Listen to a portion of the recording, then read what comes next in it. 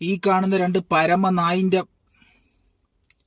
അധ്യാപകരെന്ന് വിളിക്കാൻ കഴിയാത്ത, അധ്യാപക സമൂഹത്തിന് മുഴുവനും അപമാനമായ, മനുഷ്യഗണത്തിൽ പോലും ഉൾപ്പെടുത്താൻ കഴിയാത്ത പിശാചിന്റെ രൂപമുള്ള ഈ രണ്ട് വൃത്തികെട്ട ജന്മങ്ങളാണ് ഒരു കുടുംബത്തിന്റെ അത്താണിയായ, ഒരു കുടുംബത്തിന്റെ പ്രതീക്ഷയും സ്വപ്നങ്ങളുമായിരുന്ന നിതിൻ എന്ന വിദ്യാർത്ഥിയെ ജാതിയുടെയും മതത്തിന്റെയും വർഗത്തിന്റെയും നിറത്തിന്റെയും തൊഴിലിന്റെയും പേരിൽ ആത്മഹത്യയിലേക്ക് പറഞ്ഞുവിട്ട രണ്ട് പരമച്ചറ്റകൾ. ഇവരെ പോലുള്ള ക്രിമിനലുകളുടെ ഒരു ധൈര്യം എന്ന് പറയുന്നത്, ഇതുപോലുള്ള ക്രൂരകൃത്യങ്ങൾ നടന്നാൽ ഒന്നോ രണ്ടോ ആഴ്ച സോഷ്യൽ മീഡിയയും വാർത്താ മാധ്യമ ചാനലുകളും ആഘോഷമാക്കി കൊണ്ടു നടക്കുകയും അത് കഴിഞ്ഞാൽ അടുത്ത കേസിന്റെ പിന്നാലെ പോവുകയും ചെയ്യുന്ന ഒരവസ്ഥയാണ് നമ്മുടെ കേരളത്തിൽ കണ്ടുകൊണ്ടിരിക്കുന്നത്.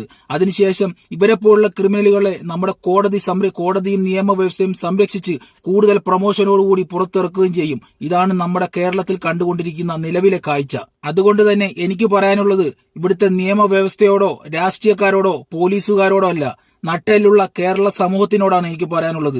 ഇവരെ പോലുള്ള പരമച്ചറ്റകളെ പിടിച്ച് വലിച്ചിറക്കി പബ്ലിക്കിന്റെ മുന്നിൽ കൊണ്ടുവന്ന് പട്ടിയെ തല്ലുന്ന പോലെ വേദന അറിയിച്ചു തന്നെ തല്ലിക്കൊന്നേക്കണം. അതാണ് നിതിൻ എന്ന കുടുംബത്തിനും നിതിൻ എന്ന ആ വിദ്യാർത്ഥിക്ക് കിട്ടേണ്ട നീതി.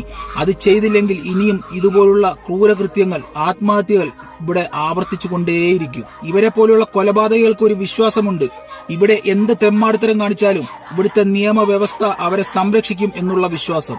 ആ വിശ്വാസമാണ് നമ്മൾ ഇല്ലാതാക്കേണ്ടത്. ആ വിശ്വാസം ഇല്ലാതായാൽ മാത്രമേ ഇനിയൊരു നിതിൻ ഇവിടെ ആവർത്തിക്കാതിരിക്കൂ, ഇനിയൊരു ദീപക് ഇവിടെ ആവർത്തിക്കാതിരിക്കൂ, ഇനിയൊരു ഷഹബാസ് ഇവിടെ ആവർത്തിക്കാതിരിക്കൂ. എല്ലാവരും ഓർത്താൽ എല്ലാവർക്കും നല്ലത്.